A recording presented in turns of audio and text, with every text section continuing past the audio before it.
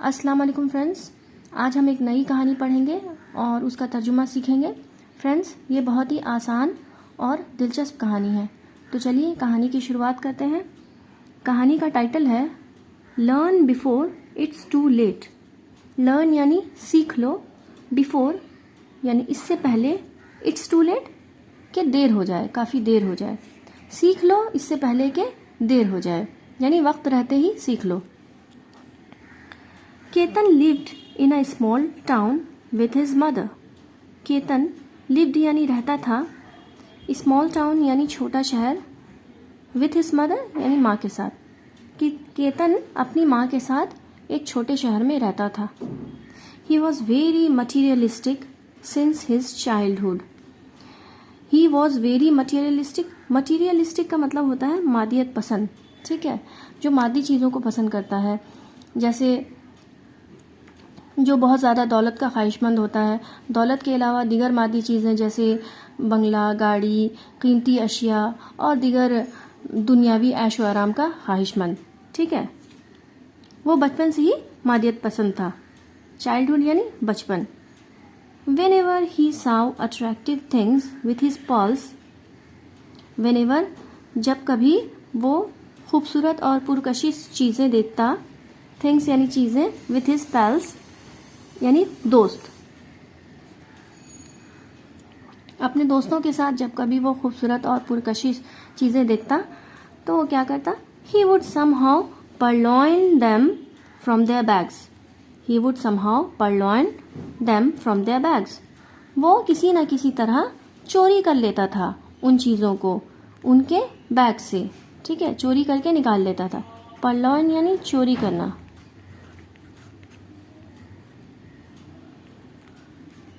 उनके बैग से चोरी करके निकाल लेता था। Ketan's mother took him to task many a times over the unacceptable habit. Ketan's mother took him to task many a times over the unacceptable habit. Ketan की माँ ने सज़ा दी। took him to task यानी सज़ा देना, ठीक है, ये एक इडियम है जिसका मतलब है सज़ा देना। many a times यानी कई बार, बहुत बार, ठीक है, उसको सज़ा दी उसके इस नाकाबिले कबूल आदत की वजह से। नाकाबिले कबूल, अनएक्सेप्टेबल यानी नाकाबिले कबूल या ख़राब, हैबिट यानी आदत।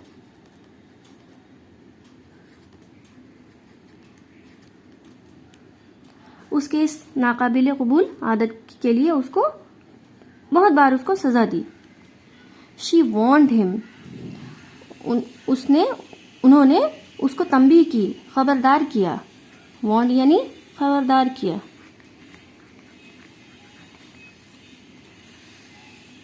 और कहा स्टॉप स्टीलिंग, चोरी करना बंद कर दो। एल्स नहीं तो अ टाइम विल कम, ऐसा वक्त आएगा, व्हेन जब, यू हैव टू पे फॉर योर एक्शंस, जब तुमको अपने इस गलत कामों की या गलत अमल की कीमत चुकानी पड़ेगी, ठीक है। एस नहीं तो अ टाइम विल कम, ऐसा वक्त आएगा, व्हेन जब, यू हैव टू पे, तुम्हें कीमत चुकानी पड़ेगी, फॉर योर एक्शंस, अपने खराब अमल के लिए। एक्शंस यानी अमल या काम, टू पे यानी कीमत चुकाना। But it didn't avail any results, लेकिन इसका कोई नतीजा नहीं निकला, कोई फ़ायदा नहीं हुआ, समझाने का कोई फ़ायदा नहीं हुआ। अवेल यानी हासिल होना, इसका कोई नतीजा हासिल नहीं हुआ, ठीक है, उसको समझाने का कोई भी फ़ायदा नहीं हुआ। रैदर उल्टा, विथ पासिंग टाइम, गुजरते वक्त के साथ, Ketan's habit reached high levels, Ketan की आदत बिगड़ती गई और इंतहा को पहुंच गई। रीच्ड हाई लेवल्स यानी आदत बिगड़ के इंतहा को पहुंच गई, ठीक है। He grew up as a professional thief, he grew up, वो बड़ा होकर एक पेशावर चोर बन गया। पेशावर, प्रोफेशनल यानी पेशावर, थीफ यानी चोर। He grew up as a professional thief, वो बड़ा होकर एक पेशावर चोर बन गया। One day Ketan was caught red-handed by the police while stealing a golden bell from a temple. One day, एक दिन केतन पकड़ा गया। was caught यानी पकड़ा गया। red-handed रंगे हाथों, रंगे हाथों। by the police, पुलिस के जरिए, यानी पुलिस ने उसको पकड़ लिया रंगे हाथों। ठीक है। जब, किस वक्त पकड़ा? वाइल यानी जब, stealing a golden bell from a temple, जब वो मंदिर से सोने की घंटी चुरा रहा था। ठीक है। स्टीलिंग यानी चोरी कर रहा था, गोल्डन यानी सोने की, बेल यानी घंटी, टेम्पल यानी मंदिर। ठीक है। जब वो मंदिर से सोने की घंटी चुरा रहा था, उसी वक्त पुलिस ने उसको रंगे हाथों पकड़ लिया। बट समहाउ, लेकिन किसी तरह, Ketan escaped from their clutches and ran for his life, लेकिन किसी तरह केतन फरार हो गया। escaped यानी फरार हो गया। from their clutches, उनकी गिरफ्त से, या गिरफ्त या पकड़। ठीक है।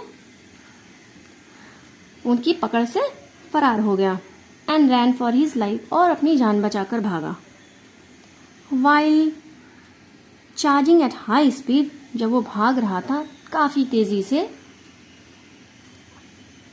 Ketan bumped into a lorry, Ketan lorry से टकरा गया। बम्प्ड इनटू यानी टकरा गया। ठीक है। लॉरी से टकरा गया। Due to severe blood loss, he was rushed to a hospital. बहुत ज़्यादा खून बह जाने की वजह से उसको जल्दी से हॉस्पिटल ले जाया गया। रश्ड यानी जल्दी से ले जाना। टू अ हॉस्पिटल, अस्पताल, जल्दी से उसको अस्पताल ले जाया गया। सीवियर यानी शदीद, बहुत ज़्यादा। ब्लड लॉस यानी खून बह जाना।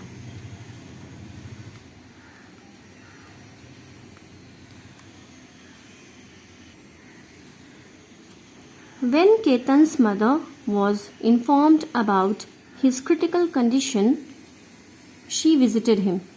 जब केतन की माँ को इसका पता चला, केतन की माँ को इतला मिली। ठीक है। इन्फॉर्म्ड यानी was informed यानी उनको इतला किया गया।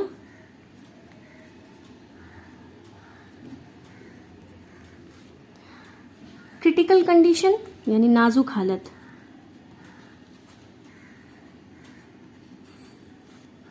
जब केतन की माँ को उनके बेटे के बारे में, उसकी नाजुक हालत के बारे में बताया गया, शी विजिटेड हिम, तो वो मिलने के लिए आई अपने बेटे से। विजिटेड यानी मिलने के लिए आई, मुलाकात करने आई। ठीक है।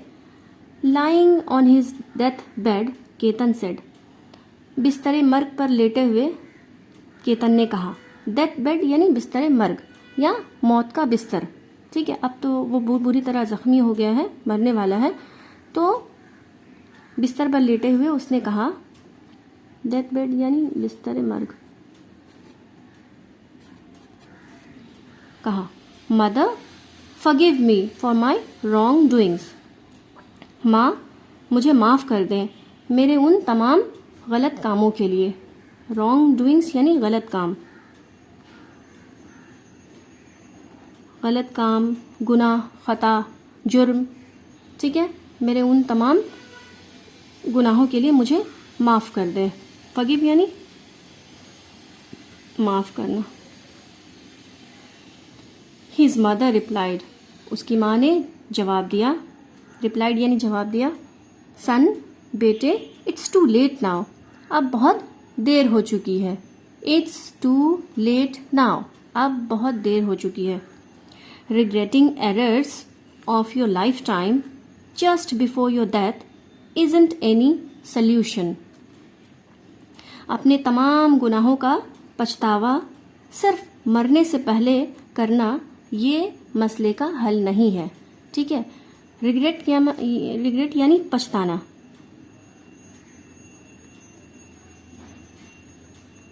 एरर्स यानी गलती. लाइफ टाइम यानी तमाम उम्र.